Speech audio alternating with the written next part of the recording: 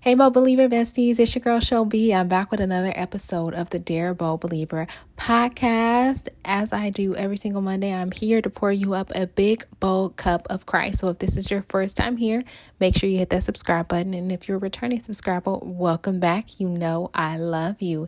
Every single Monday at 6 a.m. Eastern Standard Time, I pour you up a big, bold cup of Christ. And this week is no different. This week we are going to be doing a Bible study with me, and I am reading the book of Romans, chapter 16. Hey, Bold Believer besties, it's your girl Chellbee, and I am back with a new series this August, every single Monday at 6 a.m. Eastern Standard Time. I'm going to be pouring you up a big, bold cup of Christ, and we are going to be talking all about waiting patiently, and you do not want to miss any of the videos in this series. If you have not already, make sure you hit that subscribe button, and if you have not subscribed, what are you waiting for? You know you come back week after week, so hit the subscribe button, and we can't wait to see you. So, as you may know, the book of Romans is a letter to the Christians who are living in Rome, and it's written by Paul. And in the closing of this letter, because chapter 16 is the last chapter within the book of Romans, Paul is addressing and thanking many people who has helped him along the way of his journey to spreading the gospel. And so essentially he lists and names a lot of different people. Some of those individuals are clearly women, but there are some back and forth between scholars about some of the names and stating that some of them are male. At the end of the day, what I took away from it is women were very much so involved in the spreading of the gospel. They were serving, and that's just what we do, right? Like as women, we serve. As men, we serve, but women are just as much a part of spreading the gospel as men are. And so I was grateful to see Paul acknowledge the different individuals who have taken part and helped him as he spread the gospel during that time frame.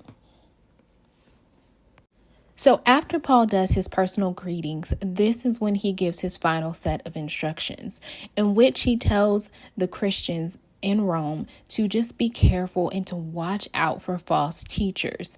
And he said the easiest way to know these people is basically they're going to be self-serving, they're going to be divisive, and just he talks about the importance of staying alert and staying wise about the difference between good and evil. And I think that it's amazing that Paul leaves and closes this letter with such clear and important instructions that are relevant no matter what time it is. Like, it doesn't matter what time of the world, like what time in the world it is. These instructions are still important today. We have to be watchful. We have to stay alert. And the only way to be alert is to be knowledgeable, right? So in order to be knowledgeable, we got to read our word, y'all.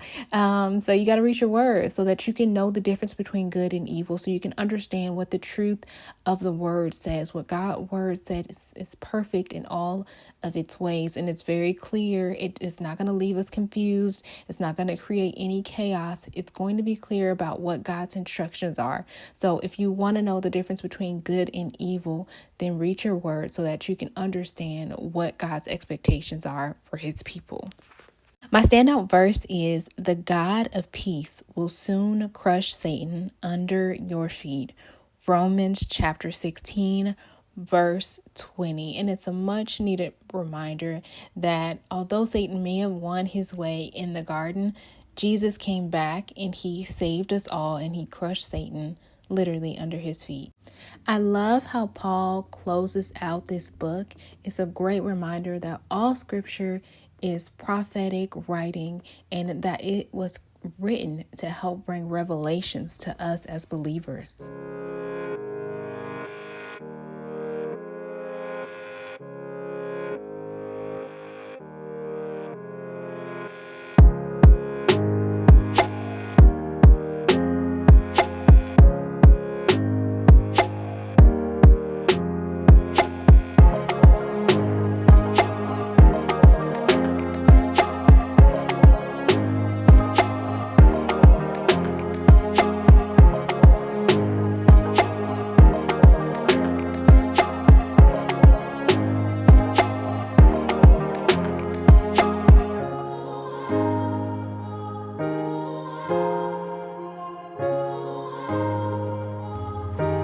Romans is just such a beautiful book. Even the closing, like even the way Paul closes this book is significant. So it's amazing how just the word of God just breathes life. Even the smallest of things said, even the most casual, I just don't even have words.